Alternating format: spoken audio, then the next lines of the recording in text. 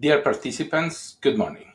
On behalf of the Global Center on Adaptation, I want to thank the organizers, including the Environmental Development Center of the Ministry of Ecology and Environment of China, the National Center for Climate Change Strategy and International Cooperations, and many others for the invitation to this important event. My name is Ede Senior Advisor to the CEO of the Global Center on Adaptation. Due to unforeseen circumstances, I am unfortunately not able to join you in person, but I did not want to miss this opportunity to share our findings and messages with you today. First, I want to congratulate China on the publication of the new progress report showing the country's huge progress on adaptation. Our expectations are high for the fifth assessment report and its messages and results. The Global Center on Adaptation has contributed to the process of building the climate adaptation city pilots as part of the implementation of China's 2035 strategy. For example, since 2023, GCA cooperated with three pilot cities, Weihai, Fuzhou, and Dalian City, conducted a series of knowledge exchange events, and published a key recommendation report. This report has three main messages. First, climate risk assessments are fundamental for any city adaptation plan. These need to identify risks of today and risks in the future that require robust climate projections.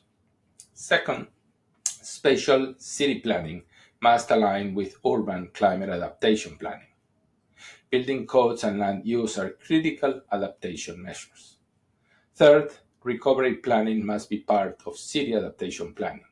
Cities need to be ready to absorb and bounce back from climate shocks faster and better. By integrating these recommendations, cities like Weihai can enhance its resilience to climate-related challenges for a more sustainable development and improve quality of life. Let me now talk about climate adaptation financing. The global adaptation funding gap is widening, driven by higher than estimated costs and impacts of climate change and the relatively slow growth of adaptation finance compared to the needs. Out of 160 updated nationally determined contributions (NDCs), only 62 mention adaptation finance needs, suggesting that the actual adaptation finance needs might be higher than the estimated annual requirements. Let me give you an example for Africa. According to GCA's calculations, adaptation finance flows to Africa must grow tenfold, 10 times more. Adaptation finance flows in Africa only reaches about $11 billion a year. African NDCs calculate that the continent needs about $53 billion per year for adaptation, or 2.5% of Africa's GDP. However, this number is likely to be an underestimate by as much as 100%. So Africa may need more than $100 billion per year for adaptation. This means that by 2035, Africa may need as much as $1.7 trillion for adaptation. At the current growth rate of adaptation finance, Africa will unfortunately receive only about $180 billion by 2035, less than one-tenth of what the region needs. Even if the world achieves the doubling of adaptation finance by 2025, or about $40 billion a year, and it all comes to Africa, it doesn't even cover the $53 billion needed today. An important implication of the lack of financing for adaptation is the economic benefits missed.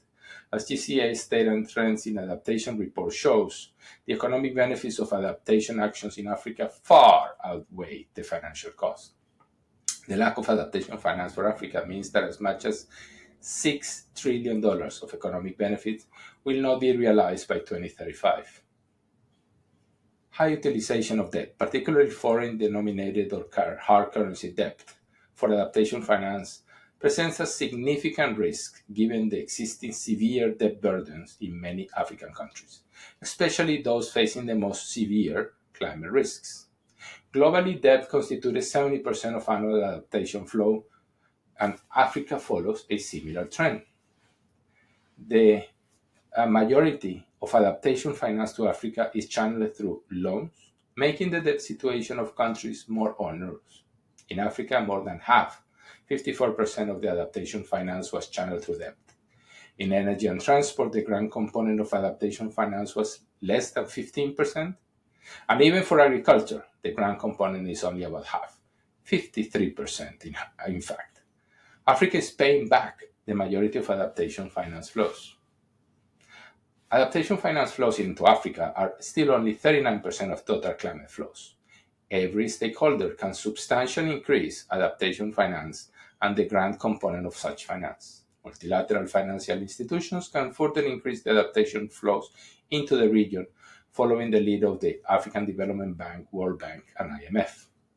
Bilateral development finance institutions can account better for adaptation finance and increase the $1.5 billion that they contribute per year.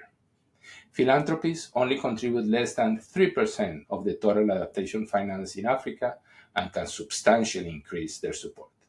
Finally, the private sector has the most potential to increase financing for adaptation. Today, the corporate private sector invests less than 0.3% of total adaptation finance in the region. Public financial institutions must structure ambitious adaptation targets to close the funding gap. The absence of clear and robust commitments for climate adaptation is concerning. While 9 multilateral development banks already exceeded their joint commitment to double adaptation finance by 2025, there is a need for more ambitious and transparent pledges from public financial institutions. There's much more to be done in Africa. The action is needed today. Adaptation is everybody's business. Thank you so much.